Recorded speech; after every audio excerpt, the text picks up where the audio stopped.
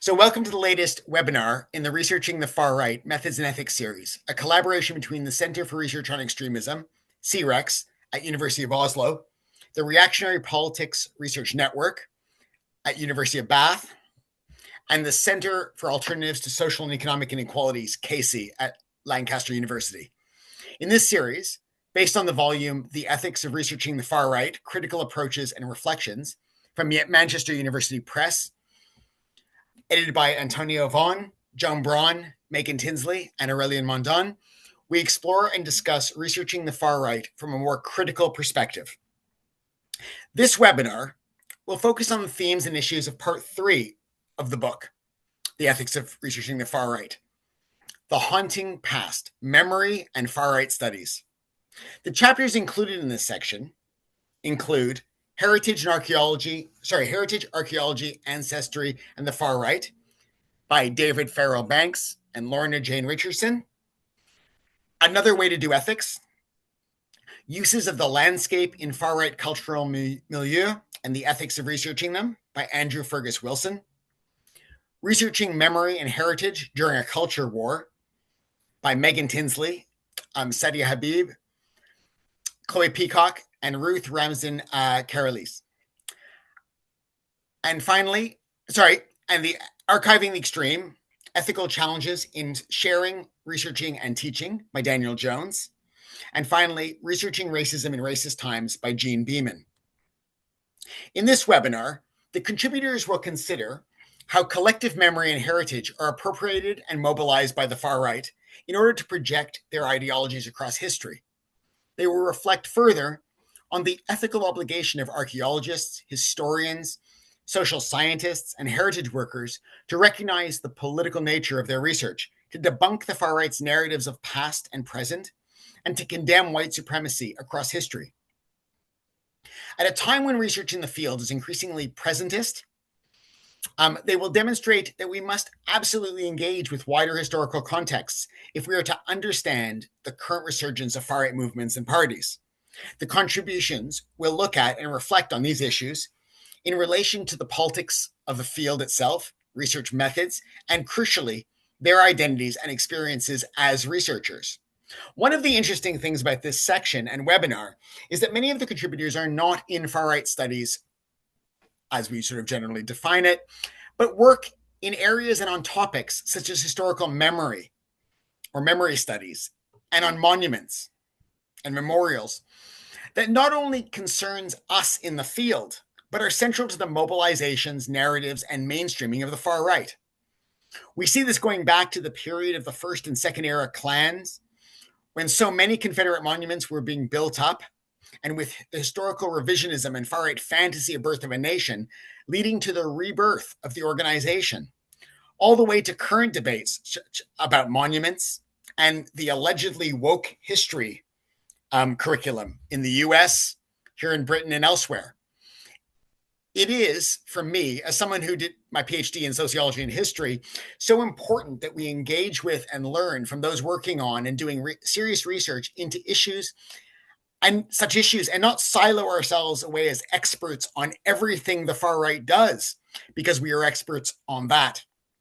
Something I've been saying for ages about racism research. That is not to say we don't also have great scholars of the far right, in particular here, as well as an archivist. To show us how important the diverse, multidisciplinary, and multi-sector work and expertise are in this field. And that these multi-sector and multi-stakeholder relationships should not just or mainly include governments, security, and law enforcement, particularly in this era of rising fascism and politically selective repression and authoritarianism. This webinar will be moderated by me, Aaron Winter. I'm director of KC at Lancaster, a contributor to the book and co-editor of the Manchester University Press series it is in, Racism, Resistance, and Social Change.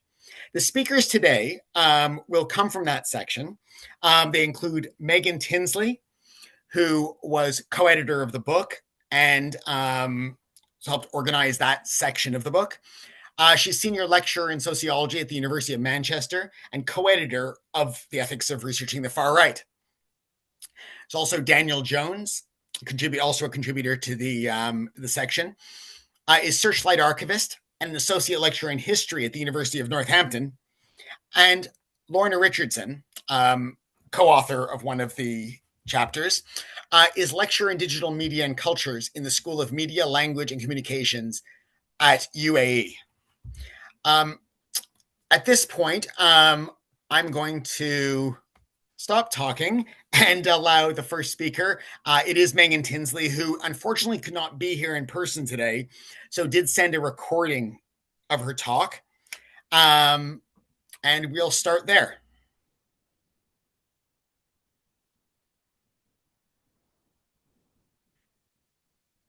Hello, everyone.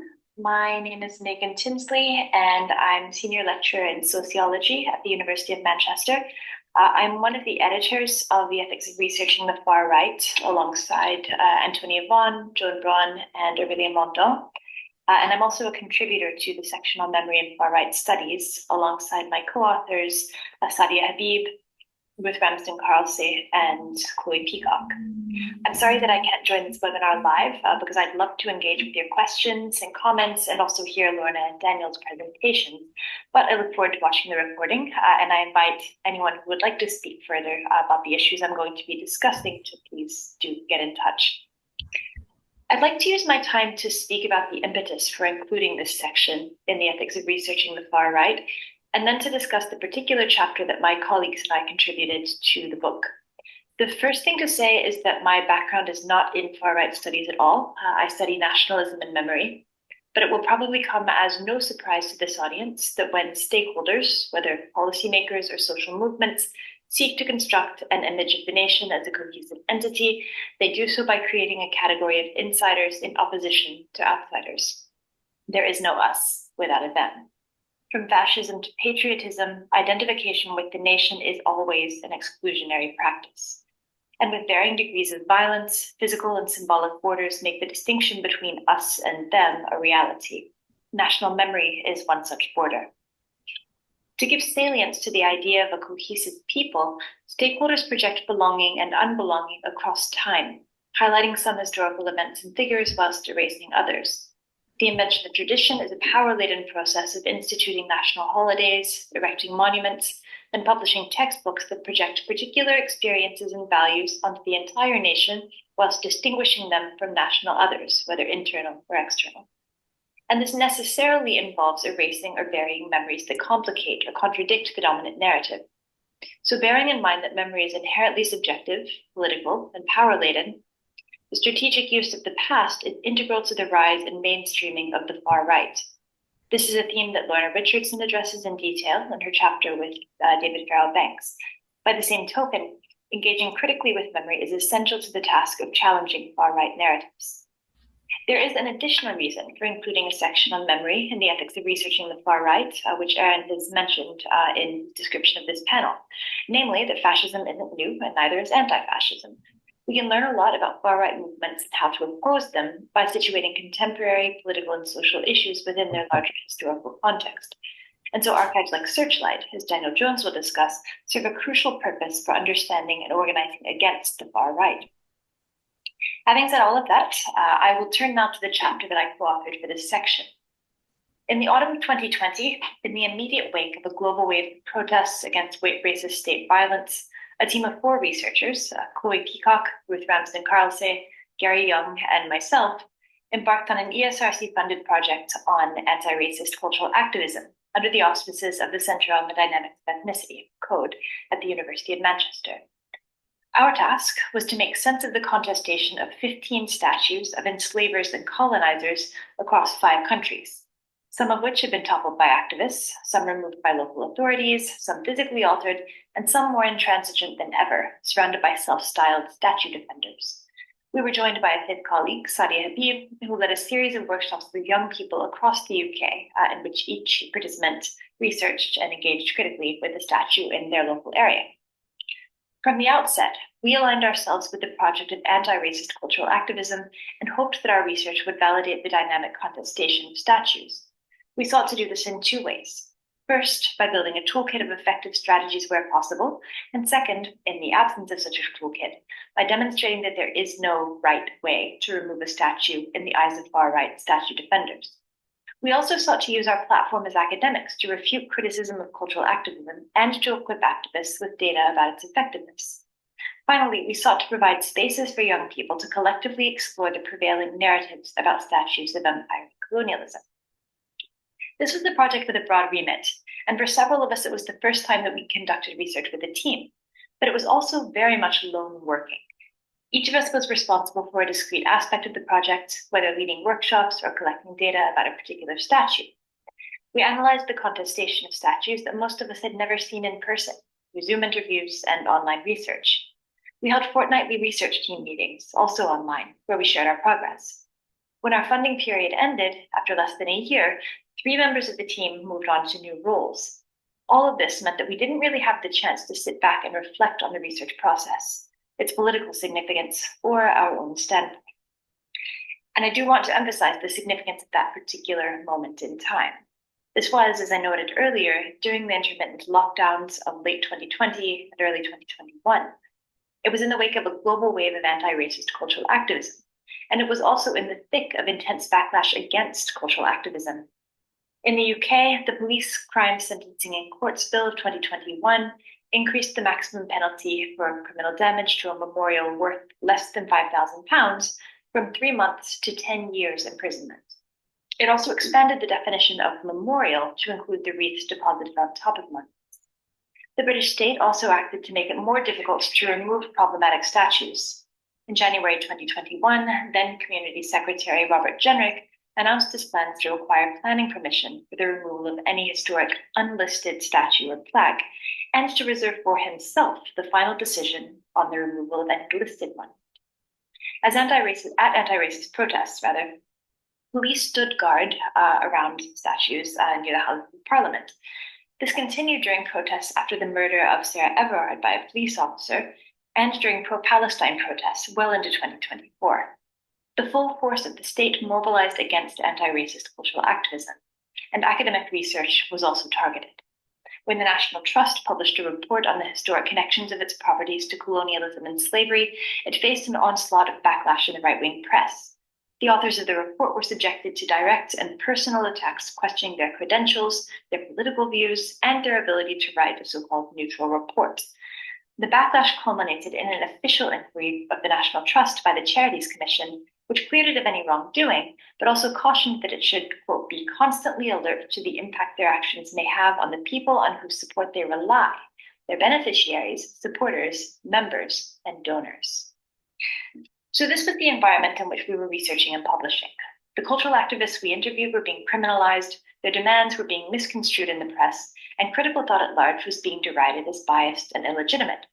In that context, writing this chapter, which we titled Researching Memory and Heritage During a Cultural War, provided a much-needed opportunity to pause and reflect on our project a year after its official completion. And so we drew from our experiences and lessons learned to propose a working list of best practices, which we all continue to revisit and revise in dialogue with our research participants and with each other. I'll provide an overview of that at this point. And this is something that I would welcome feedback on as well. First, researchers should be critical of any claims to neutrality. Post-imperial Britain is not neutral on issues of race and racism. Rather, political, economic, and cultural institutions are bound up with histories of slavery and empire and continue to perpetuate white supremacy today. As researchers, we interact with and belong to these same institutions, and our standpoints are shaped by our own described identities and lived experiences. As our interviews progressed, we became increasingly explicit about our own backgrounds, our own political sympathies, and the purpose of our research. This was helpful when we engaged with cultural activists. In some instances, we remained in contact with them after the interviews, shared a platform on public panels, and facilitated cross-national networking. It was trickier when we engaged with research participants who were critical of activism. We decided at the outset not to interview self-proclaimed statue defenders or people who had expressed racist or threatening views. In so doing, we aligned ourselves with researchers who seek to reduce and disseminate knowledge about the far right without amplifying these already dominant voices. But we did feel it was important to access the perspectives of some of those who had been involved in local decision-making processes to retain statues in order to better understand some of the factors at play in the complicated histories of contestation. These encounters highlighted the difficulty of being transparent about our own positionalities and perspectives in this context. But we agreed that there is an ethical imperative to be clear about our own commitments when it's safe to do so. Otherwise, claiming to take a neutral stance risks reinforcing or being perceived to be complicit in deeply troubling viewpoints. Second, researchers should tell neglected and obscure stories. Statues are not factual records of history. Rather, they set in stone the highly partial perspectives of their elite funders. By extension, statues erase memories and histories that contradict the narratives they enshrine. These may entail critical perspectives on the individuals that statues represent, associating oppression and violence with events that are publicly celebrated, or recalling histories that are neglected and forgotten by the dominant narrative. The pattern continues when statues are openly contested. In the context of a mainstreamed far right, people and institutions with power affirm the dominant narrative whilst denying space for other stories. During interviews, participants regularly shared stories that have been omitted from either the official narrative of the statue or media coverage of its contestation. As researchers with an academic platform, we've sought to provide a platform for these stories. Third, researchers should share their work publicly. The emphasis on publishing in academic journals with high impact factors, or on citations, and on referability in British universities means that social scientific research is often inaccessible to the people it depicts and on whom it relies. Feminist and decolonial scholars have long argued that these practices are extractive and have advocated giving research participants control over their own narratives by data sharing and accountability. We did this in two ways. First, we prioritized public-facing outputs, such as policy briefs and articles, publishing these before we turned to academic outputs. Second, we hosted and participated in public events, where cultural activists and the Manchester Museum Young Collective were among our co-presenters and audience members. Fourth, researchers should create critical creative spaces for young people. A series of workshops with 25 young people, led by Sadia Habib, was a pivotal component of our research. Over the course of 4 sessions, each participant in the Whose Statues, Whose Stories workshop series selected a local statue, researched its subject and history, and spoke back to it by composing poetry. Subsequently, several of the young people shared their poems and reflections in the research team's social media campaign and participated in panels and roundtables with the researchers and policymakers. The young people's critical reflections explored how removing statues could be a starting point rather than an eventual goal, revealed their wariness of claims that statues were fixed and permanent, and highlighted their understanding that material culture is only one component of many expressions of racism in contemporary Britain. Fifth, and finally, a caveat. Researchers must recognize the risks that these practices create. Deliberately positioning ourselves as supporters of anti-racist cultural activism, providing a platform for neglected stories and for young people, and sharing our work publicly does create risks for both researchers and participants. This issue has become particularly salient in recent years, as far-right policymakers and media outlets have subsumed critical race theory, decolonial thought, and critical perspectives on empire under the label of wokeness and demonized them on that basis. The risk of far-right attacks on our safety and our careers is felt disproportionately by academics who are at the sharp end of racism and misogyny, as well as early career and precariously employed researchers. Our research is the product of a particular group of critical scholars collaborating at a particular political moment. As such, we don't expect that our best practices will be universally applicable for research on the far right, but each of us has carried these practices forward in our own ways since completing the project on cultural activism. I would welcome the opportunity to engage with other critical researchers who reflected on these and similar issues. I'll stop there. Thank you. Hello, everyone. Thank you. I should thank Megan for her contribution. Probably send her a message later on. And our next speaker is Daniel Jones. Thank you, Aaron. Let me quickly share my screen.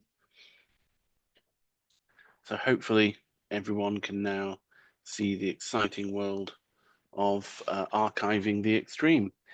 So first of all, I should say who I am. This was very much an experiential chapter in a lot of ways, talking about almost a decade then of work, over a decade now, at the Searchlight Archive. And I'm, as I always admit in archiving meetings, I am one of those terrible historians who's ended up as an archivist, not maybe considered a true archivist in that sense. So I came into kind of archiving with that particular mindset and background. And I was also a PhD student here at the university during my time. We opened the Searchlight Archive in the summer of 2013. I was the archivist that kind of assembled the records into a usable archive. And I've been the only archivist that the collections have known, and now been in place for over a decade. And the archive is based around the collections, as Megan kindly mentioned, of Searchlight magazine. And this is a British anti-fascist magazine that was founded in 1964. It emerged from a Jewish defense group called 62 Group, which itself has links back to 43 Group. And the magazine has, or did publish constantly from 1975 to 2025. It just published its last edition. That means that our archive has a huge mix of material. A lot of it is actually from the far right. The anti-fascists, in many ways, were the worst recorders of their own history. It means that a lot of the material is contentious. It also means that we're dealing with a community archive, which a lot of people put, almost quite literally their lives into developing. And there's also a responsibility that can weigh heavily in it. When we set up, I should say, there was very little written about or spoken about in terms of setting up an archive like ours, which I don't say to kind of suggest that we were some, trailblazing experts. This had never been done before. It had, and I wasn't. It's to highlight that the policy that we took in this and the approach to this chapter and the approach we've taken is to try things, to do that in an informed way. And where we fail, to be honest about it and discuss that, not to hide it away. Thankfully, those failures, those have been few over the years, but they are important that we continue an open discourse in improving how we engage, improving what we do to reveal and help people research in this area. So briefly, to kind of talk over archival approach, we have to remember that, especially in an HEI context, in a higher education context, archives have a number of audiences. We have researchers from all levels. We have students from all levels. Yeah, kind of the obvious. But we also have the public, community engagement, and we also have the institution itself. It's quite a practical point, but we do have to make sure that we are seen as valued to be able to continue our work. But also, we want to contribute to things like our pedagogical work at the university, teaching. We want to show that archives are a fundamental part of that work. And these histories are ones that need to be told because they're experiences of communities that are often not spoken about. They're often not ones that are shared. And it's important that people see themselves in the histories they learn, in the stories they talk about. There is within archiving kind of an increasing move that archives do have to engage with communities, that we do have to be less rigid as a profession, that sharing knowledge is our goal, not just preserving, that preserving knowledge for preserving sake serves little purpose. And gradually, and kind of the approach that personally I take, that we take here at the university, is one of more product, less process. This comes from a 2005 paper by Green and Meissner, where what we focus on is making sure we have this material available in a responsible way to users of all types over necessarily following a pure archival kind of set of rigid historical standards. It's also worth noting within this that we do have missions, and I think Megan's absolutely right. We do have to speak about that sense of mission that we hold. Archives feed on the history discipline, but we also help support it. Large number of archivists come from that, and history isn't by and large a diverse culture at HE.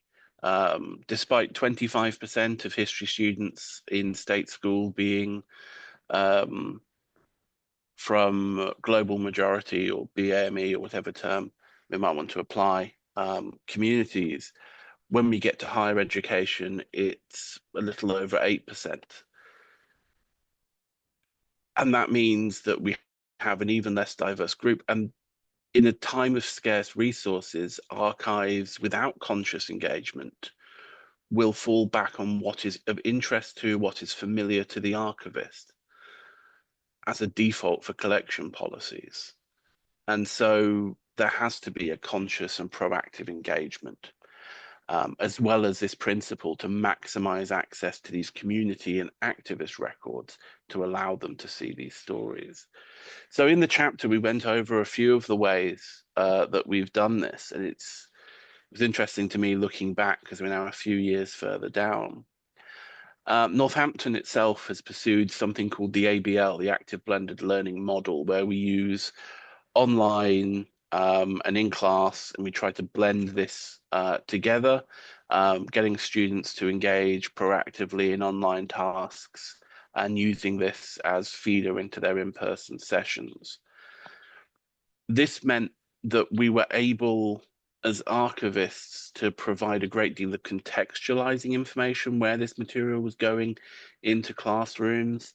Myself, Paul Jackson, who works with us, we were able to provide briefing videos so that either the lecturers could see these briefing videos and know about these groups, often very niche and obscure, or that the students themselves could be given these briefing videos to help educate those discussions, help inform them. It meant that we could provide rarer items. So while our physical boxes going into classes in a very traditional style would contain duplicates, using high quality replicas meant we could provide rarer items into class. And I should highlight here the work of Dr. Siobhan Hyland, Dr. Rachel Moss, and Professor Paul Jackson, as well as Mr. Billy Mann in helping kind of with all this research. It's not just me, even though I'm the one here talking about it. One of the things we got to after we kind of established this pattern was starting to think about, well, we know it shares well. We know it has a positive impact in attainment and retention. We know students engage, but what ethical kind of boundaries are we doing this in a way that's not causing harm?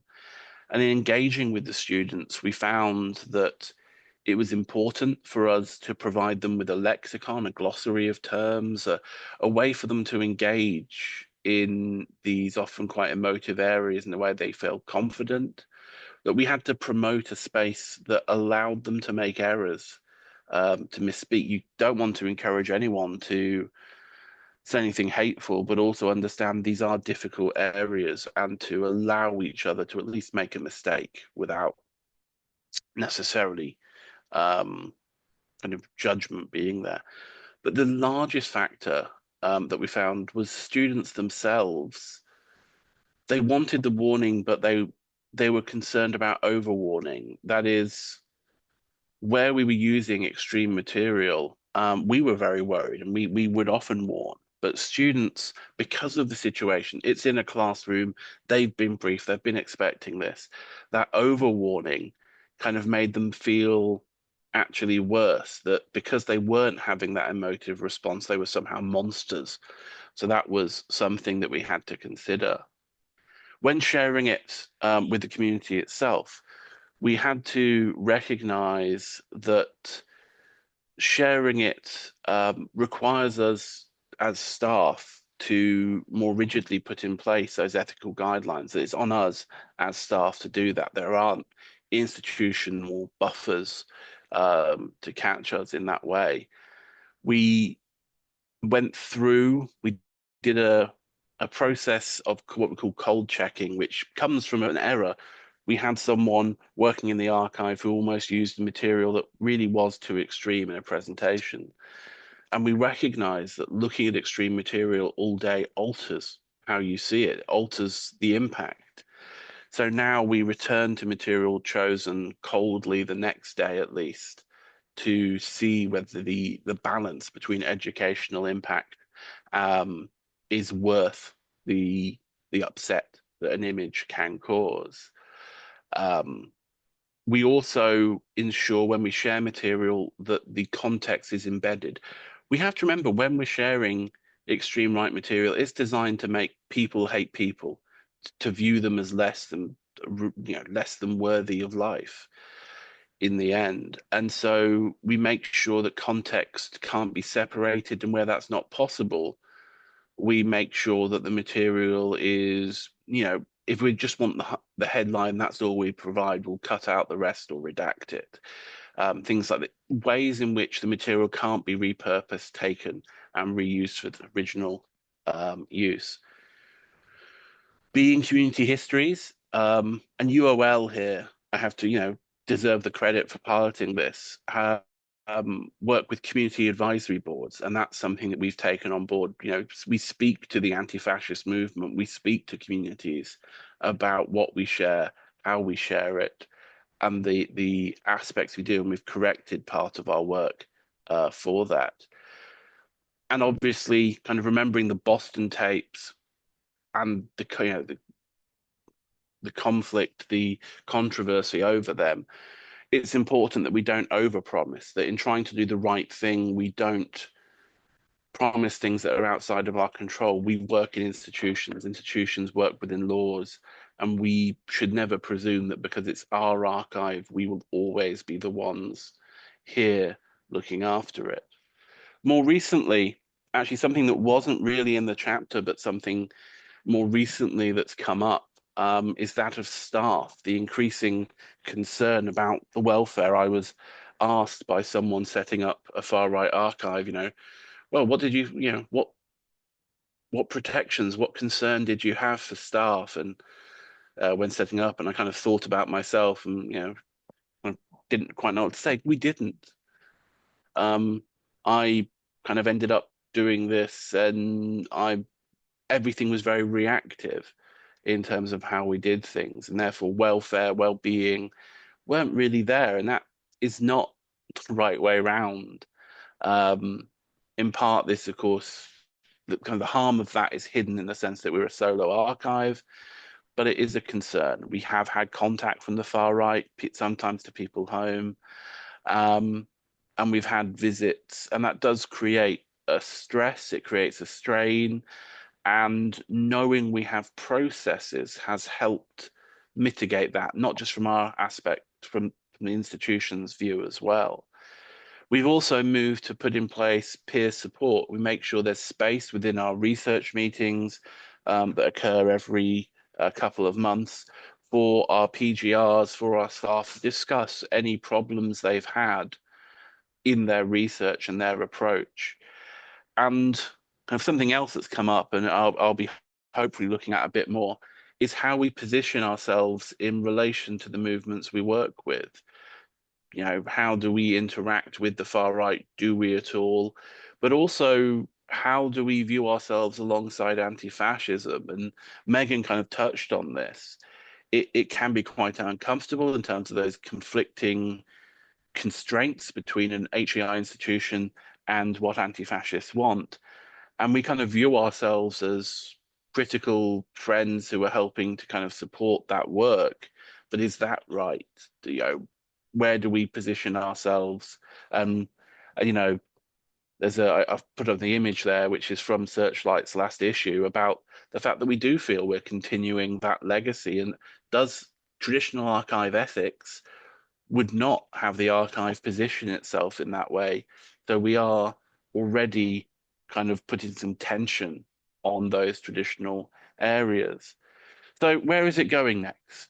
I've got there's a new chapter coming out in September with the excellent Siobhan Hyland, looking at kind of archives and well-being, and working on another one about this positionality. But it's an active area, and there are people far more amazing than I working in this area in places like Germany, etc., in Appabits and all this.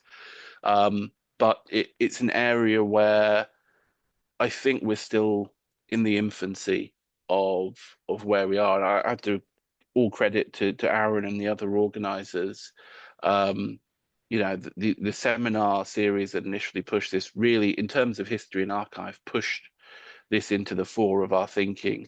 So I'm deeply, deeply grateful for the opportunity to have contributed to this. If anyone has any queries about this work or about the archive, all my contact details are there. And beyond that, thank you ever so much for listening, and I look forward to hearing from Lorna. Thank you very much, Dan. That was great, and some really, really important points, particularly at a moment where we're not only in a culture war but also a crisis in higher education, which are not unconnected. So thank you very much. And our next speaker is Lorna Richardson. Hello, I'm sorry, Aaron, I'm just having a complete tech fail. My laptop just collapsed and now I'm trying to work from my desktop. No worries. Hope everything's okay. Can you hear me okay? Yes. Let me try and find my slides. You can see those. Can see the slides, yeah. Okay. Am I okay to go? Can you hear me all right? Yes, absolutely. Brilliant. So I'm just very briefly going to introduce myself. I am currently working as a lecturer in digital media and culture at UEA in Norwich. My background, however, is in archaeology, and I am trained as an archaeologist, worked as an archaeologist for many years. And the chapter that David and I wrote was about the use of archaeological themes by the far right, with a focus on the development of that from 2019 onwards. And since that chapter has been published, things have moved on slightly, and I just want to talk a little bit about some of the work that I've been doing and some of the events and new developments in how archaeology is being exploited. So I take this as my first slide. It's a picture of Patriotic Alternative, who are a far right ethno-nationalist group led by a former BNP activist, Mark Collett, and they present themselves as a voice for the native, indigenous, white British. And for the last few years, they have been going up and down Mam Tor, which is where they're stood here in this photograph, which is in the Peak District. It's a scheduled ancient monument. It's the site of a late Bronze Age, early Iron Age Univallate hill fort, and it's it's got nationally important archaeology there. It's a prehistoric site, and the reason they chose this is not a coincidence. And some of the themes that they use in their online material is very interesting for understanding how these types of archaeological themes have been harnessed by the far right to justify some of their approaches and policies. And I'm just giving you a few here, you know, as you would expect, sort of white supremacist, great replacement theory, indigeneity, a lot of calling to the past, calling to the deep past, so prehistory here, to identify themselves with a sort of culturally and ethnically uniform nation in the present. But this stuff doesn't just exist through sort of small far-right parties that split and reform. This is also happening in vast numbers online. These are just a couple of examples of very, very popular YouTube influencers, History Debunked, Simon Webb History Debunked, and Survive the Jive, who are out there making videos about archaeological themes, discussing everything from Paleolithic humans to you know, modern use of archaeological sites. It goes on. This is Brenton Tarrant's rifle that was used in the Christchurch shootings, and on his rifle, as you can see, have people, names from the past, from the medieval past, for who fought against Muslim forces, as well as a Celtic cross, again calling to this idea of the past and the present.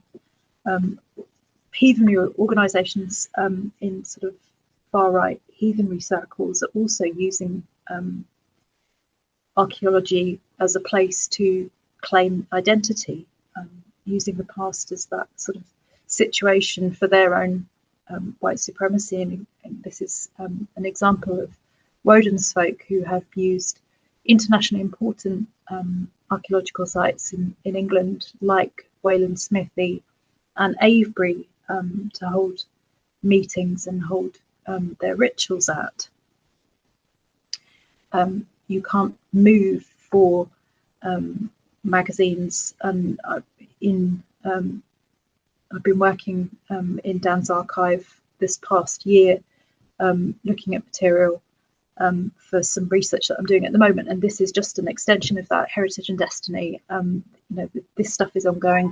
This appropriation of the past to support contemporary far-right identity is ongoing and has not been challenged by archaeologists in any meaningful way whatsoever. Lorna, sorry to interrupt, but the slides aren't moving. Oh, I don't know how to. Can you see what I'm doing? Can you see the slide I'm on now? With David Lowenthal? Yes. Yeah. If you expand it to a full size and then move it along, it might be easier because we can see that. Does that work? Yeah, we can see that. Yeah. Yeah, I'd probably best stay like this. Hopefully you can hear me still. So cultural heritage has a really long service in the reconstruction of national identities. Archaeology is a scientific pursuit that was developed against the backdrop of the consolidation of European empire and the rise of nationalist political movements during the 19th, 20th century. So the development of the archaeological process, the archaeological theory, has always happened along the sort of same, hand in hand with that sense of narratives of cultural continuity, trying to create direct links between contemporary ethnicity and ancient material culture. And in England especially, like several 19th century archaeologists, very famous 19th century archaeologists like Flinders Petrie, developed archaeological methods that were explicitly associated with eugenics and white supremacy.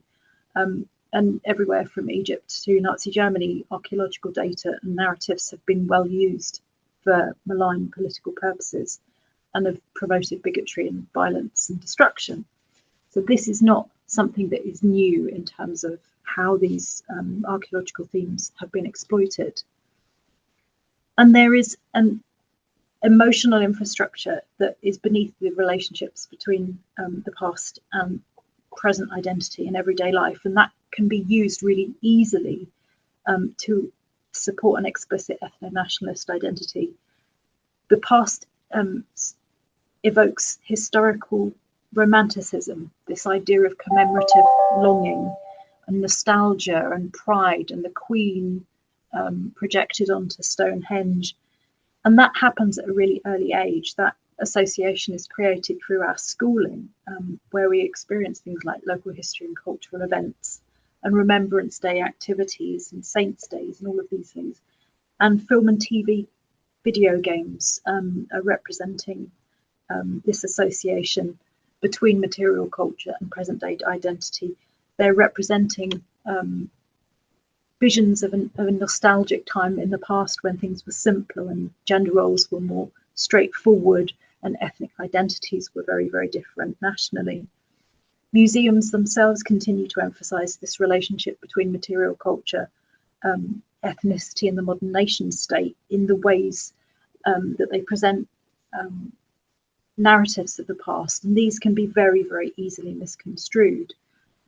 Similar ideas about ancient ancestors are still reflected in, even our national heritage organisations like English Heritage, who are still talking about our prehistoric ancestors. Persistent ideas are still churning around in things like TV programs and books, and you can see from some of these titles here, very recent publications and publications that are now 20 odd years old. These are the types of things that are easily accessible, yet the information in them is very, very nuanced and complex. But it presents the past as something that's beyond current politics and current ideology. It's just natural, it's just there. And so there's this invisible infrastructure that already supports a historic national identity and provides the far right with this emotional, imaginative resource. And it's becoming, in the sort of era of very cheap and easily accessible DNA testing kits, the popularity of testing yourself and finding out your genetic past and working out, whether or not you're related to particular ancient historical populations. It's a genetic racialization.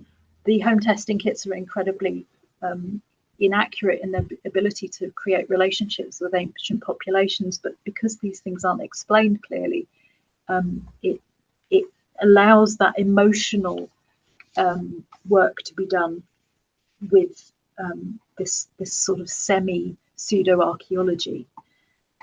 And I just want to give you an example. So I just must say thanks to Dan for letting me work in his archive, but I have been working on the use of this type of rhetoric in Identity magazine, which is the magazine of the BNP, from 2000 to 2009. And I was interested to see what the far right at this point in time was saying about the past, and they were using archaeology as a rhetorical device to support their ideas of white backlash, anti-intellectualism, empire, apology type discussion. They're really interesting magazines. They try to sort of impregnate their work with science, but they construct identity for British people in the present through this imagined, mythologized version of Britishness, and they riff on similar topics over the years, whether that's Boudicca, whether that's Stonehenge or Sutton Hoo. They present their work as sort of revelations of history that has been forgotten, overlooked, or no longer taught in schools because of anti-white multiculturalism. They do not sort of understand the complexities of archaeological thinking, but they understand enough of what might seem to be archaeological to be able to dupe the people that are reading it. And one of the biggest concerns ethically for archaeologists is the fact that the claims around the claims for indigeneity, and this is quite a calculated sort of retelling of the chosen narrative about the origins of the people that live in the British and Irish archipelago. All of this talk is kind of based on pseudoscience, and the quotes that I've put here are from Nick Griffin in I think a 2004 Identity magazine. But this idea that in the past these concepts of ancestry and archaeology are fundamentally linked, and ancestral populations can be directly related to modern populations is very, very dangerous. But it's rarely challenged from within archaeology itself. There is a growing number of people working on sort of similar topics, especially working on digital discussions about archaeology amongst sort of far-right groups. One of the most interesting things about this, though, is the reluctance of archaeologists overall to engage with the sort of misrepresentation of their own data.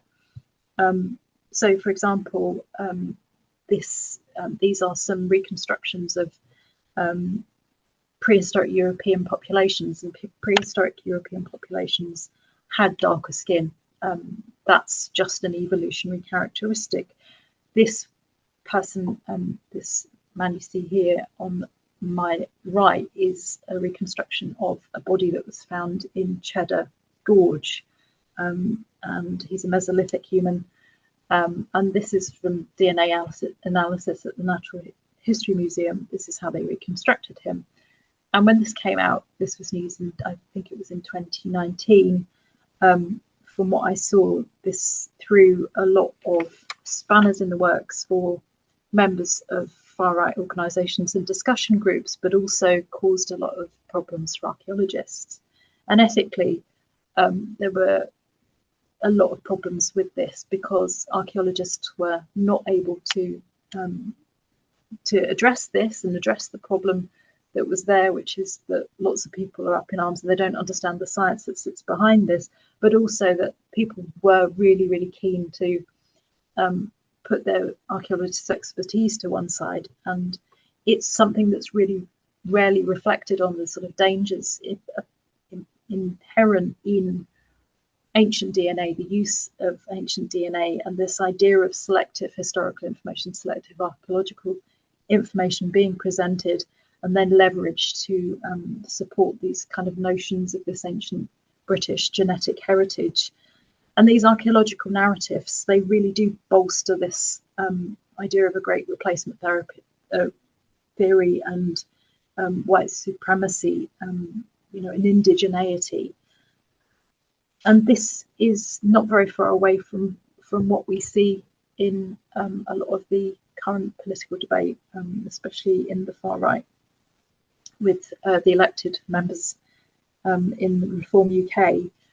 And it is interesting just to reflect on the fact that in 2004, in issue 44 of the BNP magazine, Nick Griffin, who had been on archaeological excavations himself and had a degree in history and law, and certainly was very, very keen for people to understand what an insight he had into the past and into archaeological thinking, was talking about, unless the country tried to claim itself back as a culturally unified place, it would see the ancient Book of Albion closed forever. And here we are 20 years later. So archaeology has a very complicated relationship, and I think that there are enormous ethical issues around the fact that archaeology as a sector does not challenge these narratives and does not challenge the science that sits behind it in any way that would be meaningful and that could possibly, change people's approaches to some of this very, very sensitive DNA data that's used in newspaper articles and Reddit posts and all kinds of things on a daily basis. So I'll end it there. I'm sorry if the visuals haven't been great.